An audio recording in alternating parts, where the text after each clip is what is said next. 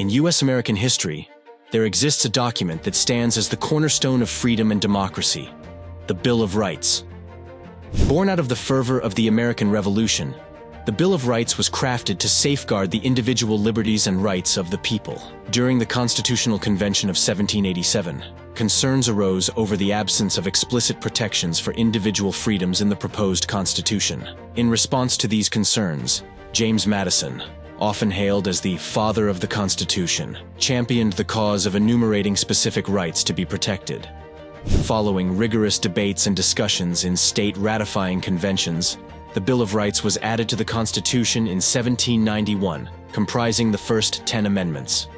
These amendments served as a bulwark against government tyranny, ensuring that the rights of the people would be upheld and preserved for generations to come. Hello, YouTube viewers. Welcome to the History Enigma.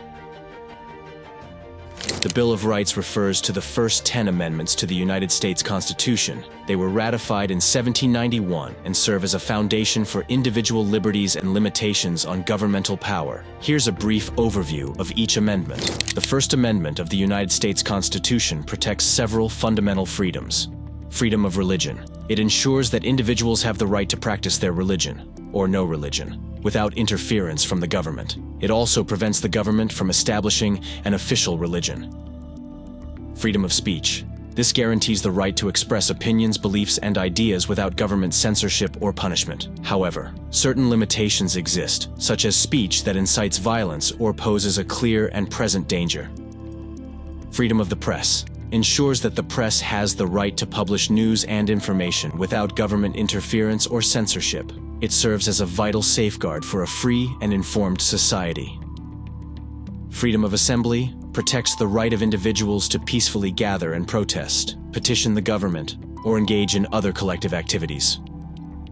Freedom to petition the government guarantees the right to address grievances to the government, whether through written petitions, demonstrations, or other forms of peaceful expression. Overall, the First Amendment is essential for fostering a diverse, open society, where individuals can freely express themselves, challenge authority, and participate in civic life without fear of reprisal from the government. The Second Amendment of the United States Constitution states, "A well-regulated militia, being necessary to the security of a free state, the right of the people to keep and bear arms shall not be infringed." This amendment protects the right of individuals to keep and bear arms. While the phrasing of the amendment includes mention of a well-regulated militia, the Supreme Court has interpreted this to affirm an individual's right to own firearms for personal use, not solely for militia service. The Second Amendment has been subject to much debate and interpretation, with discussions revolving around issues such as gun control, regulations on firearm ownership, and the balance between individual rights and public safety.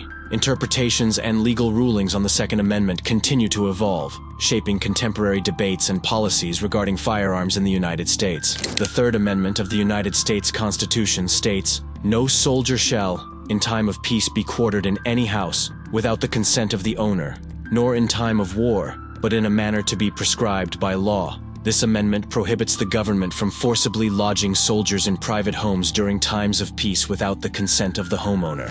It originated from colonial grievances against British troops who were often quartered in private residences without consent, leading to the belief that such practices represented a violation of individual privacy and property rights. The Third Amendment reflects a principle of limiting government intrusion into private homes and property, ensuring that individuals have the right to control who enters and resides within their dwellings, even during times of conflict. Though rarely invoked in modern times, the Third Amendment remains an important safeguard of individual privacy and property rights. The Fourth Amendment of the United States Constitution protects individuals from unreasonable searches and seizures by the government. It states, "The right of the people to be secure in their persons, houses, papers, and effects against unreasonable searches and seizures shall not be violated, and no warrants shall issue but upon probable cause, supported by oath or affirmation, and particularly describing the place to be searched and the persons or things to be seized." Here's what it means in detail. Protection from unreasonable searches and seizures. Individuals have the right to be secure in their persons' bodies, houses, homes, papers, documents, and effects, property, against searches and seizures that are unreasonable. This means that the government cannot search a person's property or seize their belongings without a valid reason. Requirement of probable cause. Before conducting a search or seizure, the government must have probable cause, meaning there must be sufficient reason to believe that a crime has been committed, or that evidence of a crime will be found in the place to be searched, or the item to be seized. Warrant requirement. In most cases, searches and seizures must be conducted with a warrant issued by a judge or magistrate. The warrant must be based on probable cause and must specifically describe the place to be searched and the items or individuals to be seized. Exceptions. There are some exceptions to the warrant requirement, such as searches conducted incident to a lawful arrest, searches conducted with consent, searches of vehicles in certain circumstances, and searches conducted in emergency situations where obtaining a warrant is not feasible. Overall, the Fourth Amendment protects individuals' privacy and property rights from arbitrary government intrusion, ensuring that searches and seizures are conducted in a manner that is reasonable and based on lawful authority. The Fifth Amendment of the United States Constitution outlines several important protections for individuals involved in the criminal justice system. Here's a breakdown of its key provisions. Grand jury indictment. In cases of serious crimes, individuals have the right to be indicted by a grand jury before being tried for a felony in federal court. This means that a group of citizens must review the evidence and determine whether there is enough reason to formally charge the person with the crime. Double jeopardy. The Fifth Amendment prohibits individuals from being tried twice for the same offense after being acquitted, found not guilty, or convicted. This protection ensures that individuals are not subjected to repeated prosecutions or punishments for the same crime. Protection against self-incrimination. The Fifth Amendment guarantees the right against self-incrimination, meaning individuals cannot be forced to testify against themselves in a criminal case. This protection extends to both testimonial evidence and physical evidence that would provide incriminating information. Due process of law. The Fifth Amendment states that no person shall be deprived of life, liberty, or property without due process of law. This means that individuals are entitled to fair treatment, legal procedures, and fundamental rights during criminal proceedings and other government actions. Eminent domain. The Fifth Amendment also includes the Takings Clause, which prohibits the government from taking private property for public use without just compensation. This provision ensures that property owners receive fair compensation when their property is taken for purposes such as building roads, parks, or other public projects. Overall, the Fifth Amendment serves as a safeguard for individuals' rights in the criminal justice system, protecting against unfair treatment, compelled self-incrimination, and unjust seizure of property. The Sixth Amendment of the United States Constitution guarantees several important rights to individuals involved in criminal prosecutions. Here are the key provisions of the Sixth Amendment. Right to a speedy and public trial. Defendants have the right to a prompt trial by an impartial jury. This ensures that individuals do not face undue delay in their legal proceedings, and that trials are conducted openly, allowing for transparency and public scrutiny. Right to an impartial jury. Defendants have the right to be tried by an impartial jury of their peers. This means that the jury should be composed of individuals who have no bias or prejudice against the defendant and can fairly evaluate the evidence presented at trial.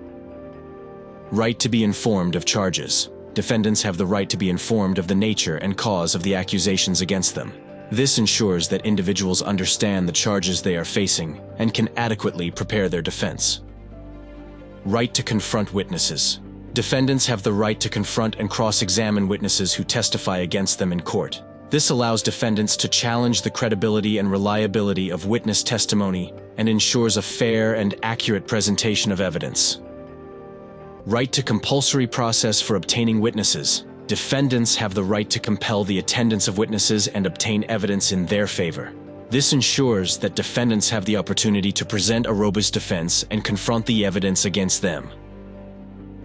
Right to assistance of counsel. Defendants have the right to have the assistance of counsel for their defense. This ensures that individuals have access to legal representation to help them navigate the complexities of the legal system and protect their rights throughout the criminal proceedings. Overall, the Sixth Amendment safeguards the rights of individuals accused of crimes, ensuring fair and impartial treatment, access to legal representation, and the opportunity to present a vigorous defense in court. The Seventh Amendment of the United States Constitution guarantees the right to a jury trial in civil cases. Here's a breakdown of its key provisions.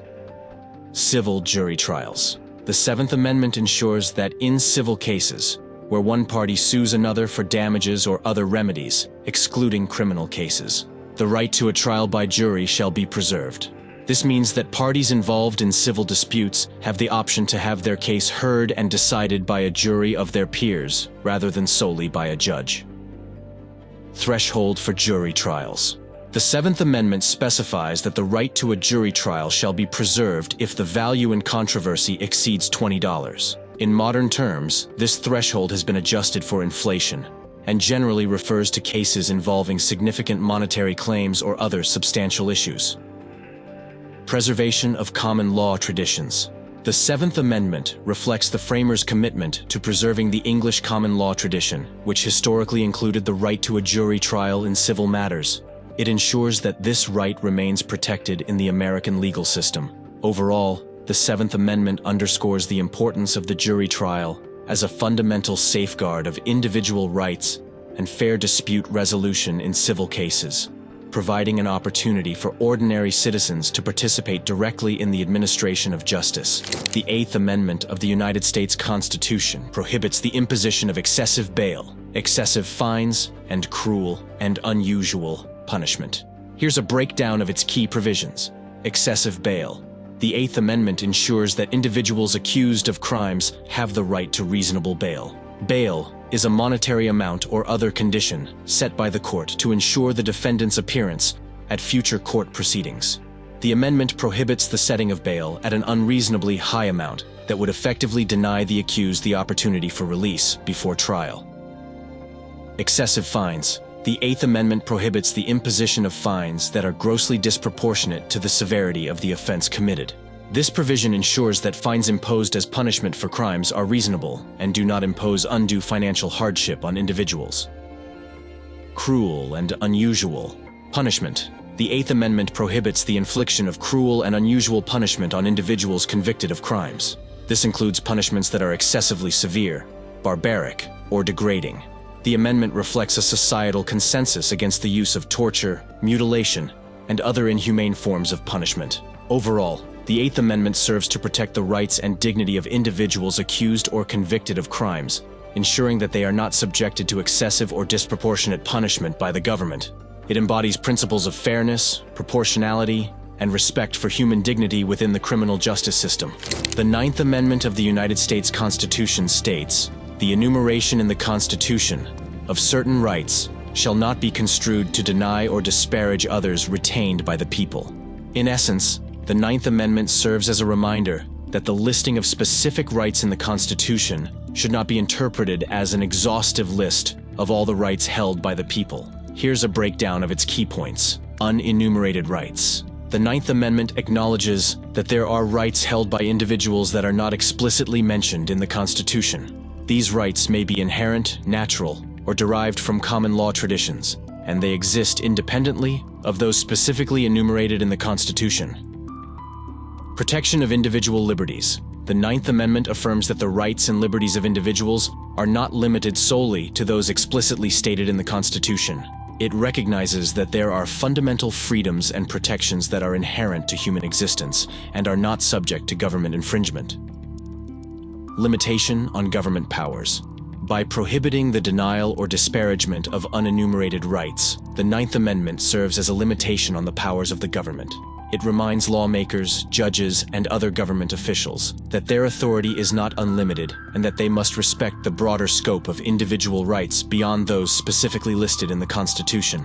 Overall, the Ninth Amendment reinforces the principle of individual liberty and autonomy, emphasizing that the Constitution's protections extend beyond those expressly stated, and that the rights of the people are not confined to a finite list. It underscores the importance of preserving and respecting the full range of freedoms and protections inherent in a free society. The 10th Amendment of the United States Constitution states, "The powers not delegated to the United States by the Constitution, nor prohibited by it to the states, are reserved to the states respectively, or to the people." Here's a breakdown of its key points. Reserved powers of the states. The 10th Amendment emphasizes the principle of federalism, which divides powers between the federal government and the state governments. It asserts that any powers not specifically granted to the federal government by the Constitution, nor prohibited to the states, are reserved for the states or the people. Limitation on federal authority. By delineating that powers not delegated to the federal government are reserved for the states or the people, the 10th Amendment serves as a check on the authority of the federal government. It ensures that the federal government remains within the bounds of its enumerated powers and does not overreach into areas traditionally reserved for state authority.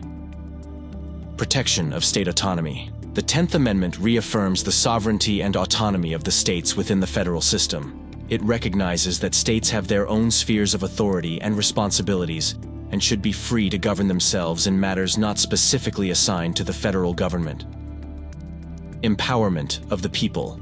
The 10th Amendment also empowers the people by acknowledging that powers not granted to the federal government or the states are retained by the people themselves.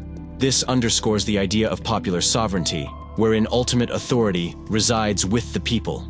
Overall, the 10th Amendment plays a crucial role in preserving the balance of powers between the federal government and the states, ensuring that each level of government operates within its designated scope of authority and protecting the rights and autonomy of both state governments and individual citizens. These amendments collectively safeguard fundamental rights and establish limits on governmental authority, ensuring a balance between individual freedoms and the power of the state.